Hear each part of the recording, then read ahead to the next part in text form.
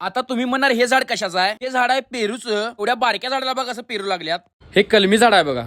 Tripod आणि पेरूचं झाड घेऊन गेलो शेतात. म्हणजे हे आमच्या काकाने आणल्यात. खोरं टाकलो खांद्यावर आणि गेलो. आंब्याचं झाड आणि इकडे आहे केळीचं झाड. ह्याच्या बरोबर मध्ये लावायचं आहे. मग काय चालू केलं की खड्डा काढायला. खड्डा काढत काढत सगळं पूर्ण झालं. नुसता जिम मध्येच पंप येत नाही. नात काम केल्यावर पण बॉडीला पंप येते. तेव्हा फूट ते 1.5 फूट खड्डा काढलं. मध्ये मॅन्युअर टाकलो. आता मॅन्युअर म्हणजे काय सिंपल हो, शेणखत. खड्ड्यात माती आणि शेणखत मिक्स करून टाकायचं. आता हे यामध्ये की पेरूचं झाड लावायचं होतं. लावून झाल्यावर माती वडून घेतलो. पाण्यासाठी ठिबकची पाईप पण लावलोय. लावल्यानंतर पाणी तर घालायला पाहिजे. असं साईडला मोबाईल सेटअप लावून निळ्या ड्रम मधनं पाणी काढून घेऊन जिथं झाड लावलं की तिथं पाणी नेऊन घालायचं होतं. सेम असलं 2 कॅन घातलो. आता नुसतं वाट बघायचं म्हटलं याचं पेरू कवा खायला मिळतात. पॅराशूटचं कोकोनट ऑइल 2 वेळा लावतोय मी. ते पण कधी आमच्या आईकडनं. आमच्या आजीला आई म्हणतोय आणि आईला कधी मम्मी म्हणतोय. दादा आपल्याला विटेवर भेटायला आलती तर व्हिडिओ कसं होत्यात शेवट रे.